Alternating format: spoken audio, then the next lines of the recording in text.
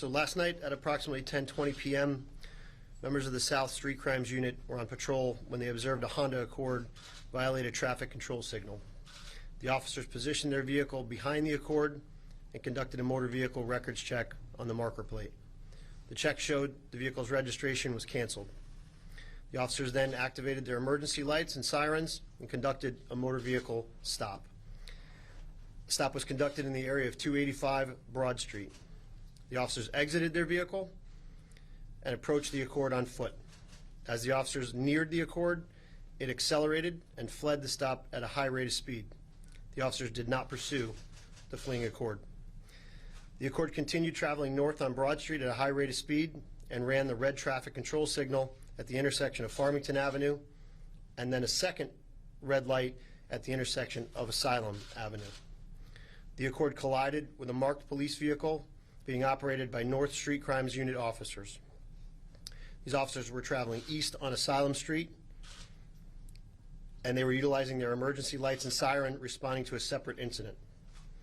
At the time of the incident, the North Street Crimes Units were not aware that a vehicle had just fled a traffic stop. The officer in the passenger seat, Officer Bobby Garton, was transported to the St. Francis Hospital and was pronounced deceased after extensive life-saving measures by St. Francis doctors and nurses.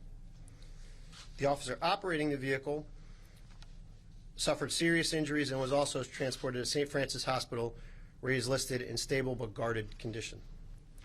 The individual operating the Accord suffered minor injuries and was transported to Hartford Hospital. He has since been released from the hospital and is currently in police custody. Arrested is a Richard Barrington, 323-2005 of 16 Sharon Street. Our charges here in Hartford are failure to obey a traffic control signal, failure to renew registration, misuse of plates, and interfering with a police officer. The crash and the events that led up to it were captured on video. I've asked the Connecticut State Police to investigate this incident, and they have processed the scene and will be the lead investigators in this case.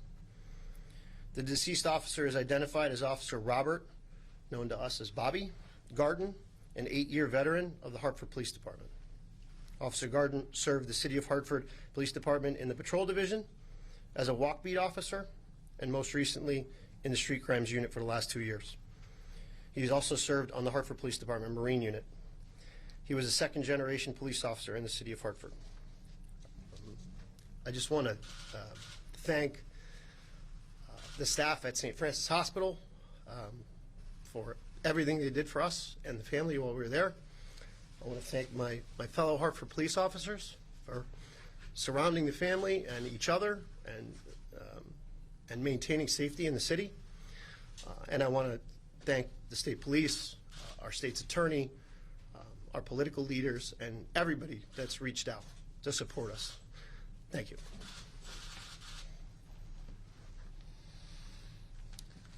Thank you, Chief. Good morning.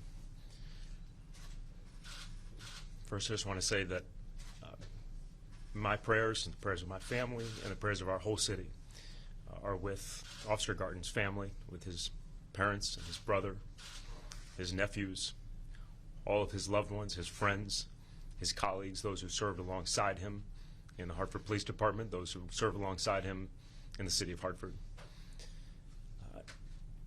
This is a devastating loss for our community, for our department, and our whole city is grieving this morning. Bobby loved this city. He grew up going to Whalers games. He loved going to Yard Goats games now. He served this city with courage and compassion and tremendous skill and dedication. The Street Crimes Unit, of which he was a part, does some of the toughest, most dangerous, most important work that anyone can do to keep our community safe. Bobby's mom said yesterday that every day he started on shift, she talked to him and said, "Be safe out there." And every day he said, "I always am." And he was yesterday too. He was doing exactly what he should do to serve this city.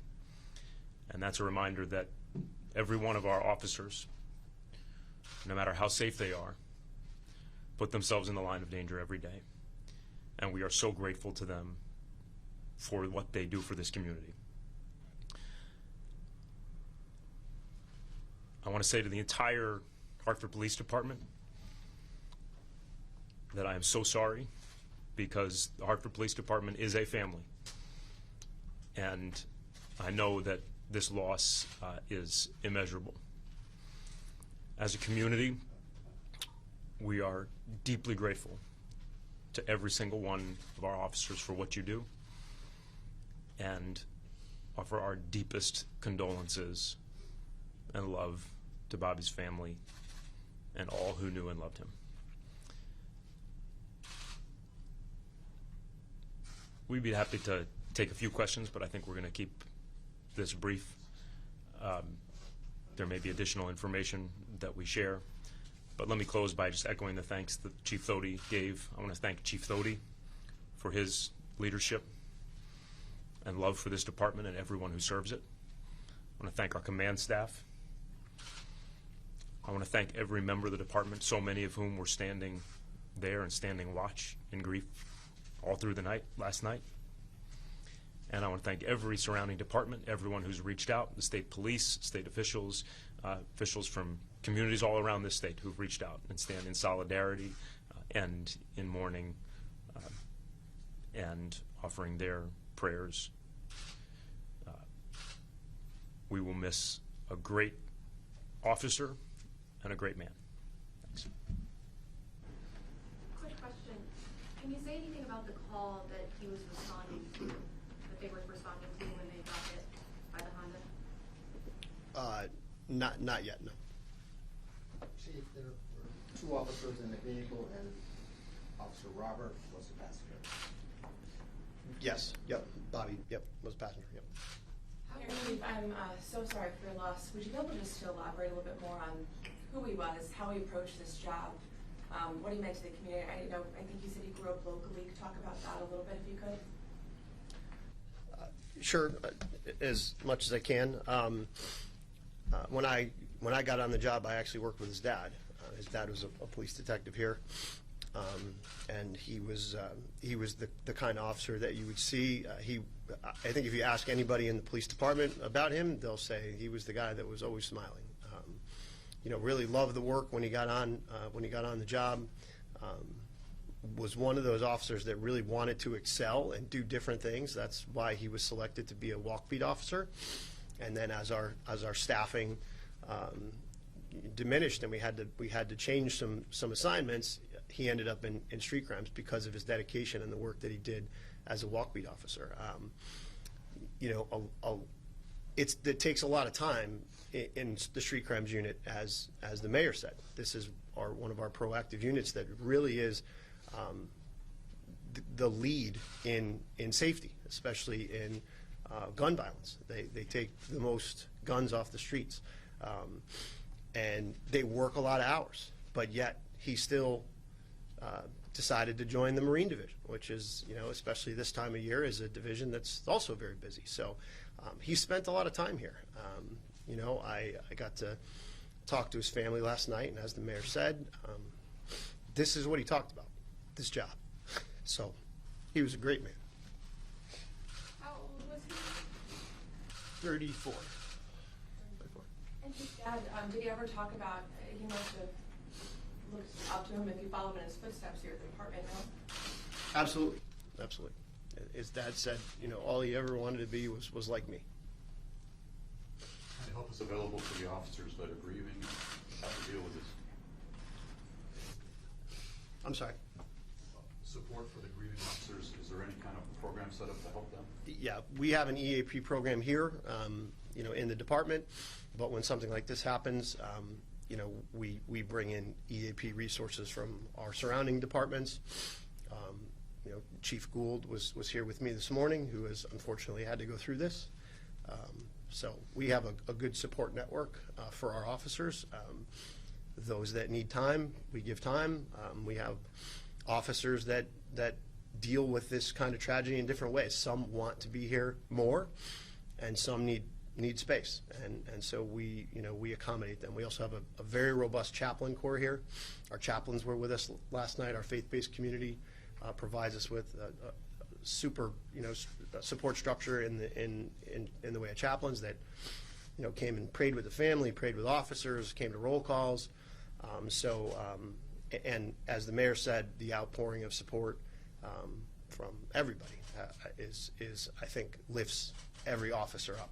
So we try to share all of those stories with our officers.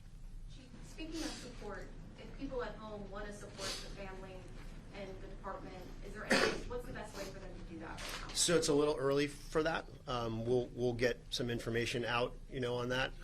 It was a long night for all of us and the family. We'll get more out on that. Where was he from? Where was Bobby from? I grew up in Newington? Weathersfield. Weathersfield, I'm sorry. Lived in Newington, grew up in Weathersfield. The officer that's still in the hospital, you were saying stable but guarded. Can you elaborate? Like, is he still pretty serious at this point, or? He suffered some serious injuries, and that's where it is right now. Can you tell us anything about him? I'll share one thing about him and then leave it to others.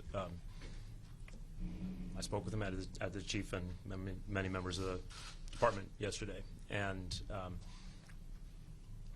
what I can tell you about him is that the only thing on his mind was the well-being of the other officers and the well-being of the officers who responded to the scene.